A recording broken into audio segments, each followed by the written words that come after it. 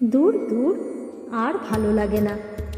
বাজার করতে একটু দেরি হয়েছে বলে গিন্নির এত মুখ। দূর, আজকে আর বাড়ি ফিরবো না।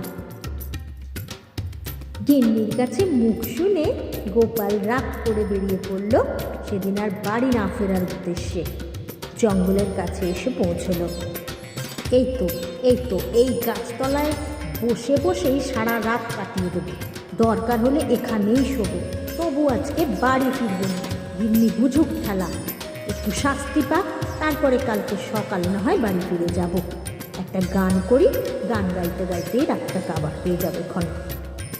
আমায় একটু জায়গা দাও মায়ের মন্দিরে বসি, মায়ের মন্দিরে বসি।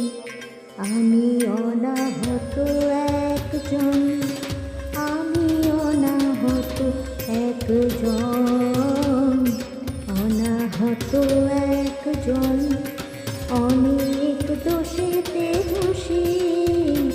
আমায় একটু জায়গা দাও মায়ের মন্দিরে বসি।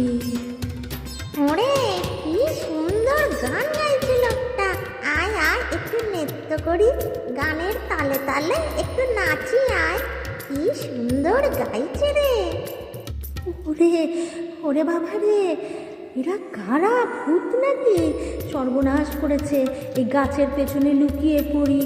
সর্বনাশ করেছে, কি যে হবে আজ আমার কে জানে। এই গোপাল, গেলি কোথায়? গাছের আড়াল থেকে বেরিয়ে আয়, কোনো ভয় নেই তোর।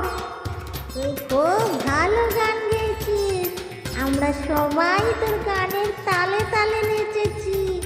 খুব খুশি হয়েছি আমি।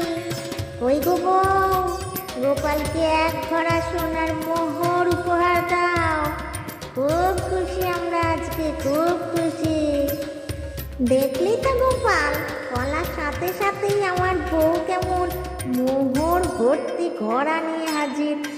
একটুও মুখ করে না তোর বউয়ের মতো। একই শুনছি আমি, আর একই দেখছি আমি। হ্যাঁ, এক খরা স্বর্ণমোহর, কি আমি সত্যি দেখছি নাকি? হ্যাঁ রে গোপাল, যা দেখছিস আর যা শুনছিস সব সত্যি। একটাই শর্ত থাকবে, আমাদের যখনই নৃত্য করতে ইচ্ছে করবে তোকে আমরা স্মরণ করব। চলে আসিস গান শোনাতে, বুঝলি? নাও নাও গোপাল, নাও, এটা তোমার পুরস্কার। আমরা আজকে খুব খুশি হয়েছি, নাও। আরে, কি দেখছি আমি? আমার হাতে এক ঘোড়া স্বর্ণমোহর। আরে, আমি তো বিশ্বাসই করতে পারছি না, বিশ্বাসই করতে পারছি না। ঘুম তো ভাঙলো, কি জানি স্বপ্ন দেখছিলাম নাকি। এই তো মাথার কাছে এক ঘোড়া স্বর্ণমোহর। যাই যাই, গিন্নিকে গিয়ে একদম অবাক করে দেব, আর আমাকে মুখ করবে না। যাই।